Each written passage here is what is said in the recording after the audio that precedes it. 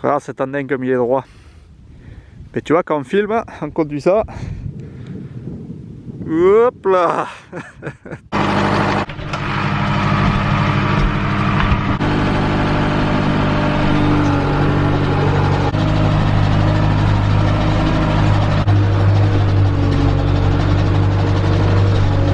Salut, c'est Jérémy. Alors aujourd'hui on se retrouve pour la suite de renouvellement de prairies. Donc aujourd'hui c'est l'étape 3. Et l'étape 3 c'est l'alignage de pierre. Donc comme on a pu voir dans les deux précédentes vidéos, on est sur des sols calcaires avec beaucoup de pierres. Et comme on travaille avec des outils à dents, donc on travaille pas avec des outils à disque, c'est pour éviter de développer tout ce qui est chien dent. Là-dessus la dent est beaucoup plus efficace. Donc on travaille avec des outils à dents. Et l'inconvénient de la dent, même en conditions très pierreuses, le disque le fait aussi, c'est de faire remonter les pierres. Donc pour pas casser du matériel par la suite, je suis en train d'aligner les pierres. Je vais te montrer un peu comment la machine marche, comment ça travaille et un peu le rendu, déjà que tu vois comment c'est maintenant qu'on est bien une dizaine de jours après le second passage de chisel, comment la prairie a évolué, et voir un peu l'effet de l'alignage de pierre sur la structure là en surface.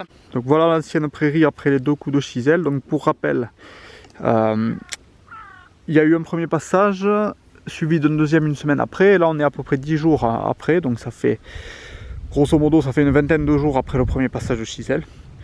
Donc on a eu aussi des conditions météorologiques avec du très beau temps, pas mal de vent, donc des conditions assez séchantes, et là on a eu quelques jours de pluie.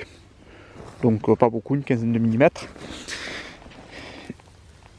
Mais voilà, donc maintenant les mottes, déjà le second passage on avait vu qu'elles sont plus petites, mais il y en a toujours. Ça c'est quand même assez bien séché, même s'il y a toujours du vert sur ces grosses mottes. Là on a l'andin, je vais travailler en revenant de ce côté. Là on n'est pas passé, et là on est passé, donc c'est pour voir un peu le rendu. Donc voilà, après le passage de la ligneuse de pierre, les mottes qu'on obtient, donc ça les a bien recassées, elles sont en surface, donc je pense qu'elles vont, vu qu'il y a pas mal de vent là, elles vont bien sécher.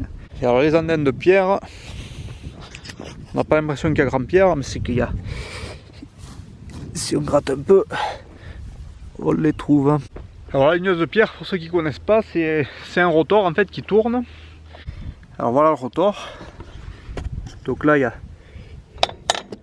y a des dents. Et je sais pas si on verra bien à la caméra, mais c'est monté comme une vis à grès en fait, de façon hélicoïdale. Et là pareil au travail, donc j'ai mon tracteur qui avance comme ça, et là on voit bien que la ligneuse elle est en biais. Donc le rotor il tourne, il pousse les pierres vers l'avant chaque fois, et les pierres elles ont tendance, en étant poussées par le rotor, à venir comme ça, tac tac tac, et elles viennent former l'andin. Donc elles sont arrêtées par ces chaînes pour pas qu'elles aillent trop loin, et ça forme l'andin.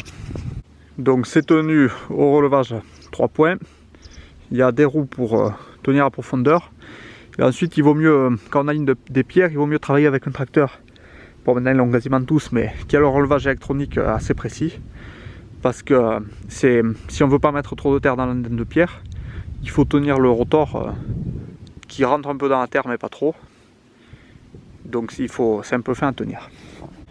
Et donc niveau mécanique, les aligneuses de pierre, il existe plusieurs modèles. Ce qui marche bien, c'est des systèmes, des aligneuses hydrauliques. Donc c'est-à-dire qu'on a la cardane du tracteur qui entraîne une pompe hydraulique. Et cette pompe hydraulique, elle va entraîner un moteur hydraulique qui entraîne par des chaînes le rotor qu'on a vu. Et le fait d'avoir en fait un système hydraulique et pas tout simplement un renvoi d'angle, une chaîne et directement en entraînant le rotor, c'est que souvent nous on a des nez de rochers dans les champs, ou si on prend trop de terre, ou si la pierre est trop grosse, le rotor il peut s'arrêter comme c'est de l'hydraulique. Si la pression dans le circuit monte trop, il y a une soupape, et donc le rotor il s'arrête. Alors que si on est sur une mécanique, la première qu'on avait en Cuma, bon ce n'était pas une de grande qualité, mais elle était mécanique, et bien là si on chope un nez de rocher, qu'est-ce qui se passe? Et bien on casse un palier, on casse quelque chose, et puis on finit en ramassant les pierres à la main.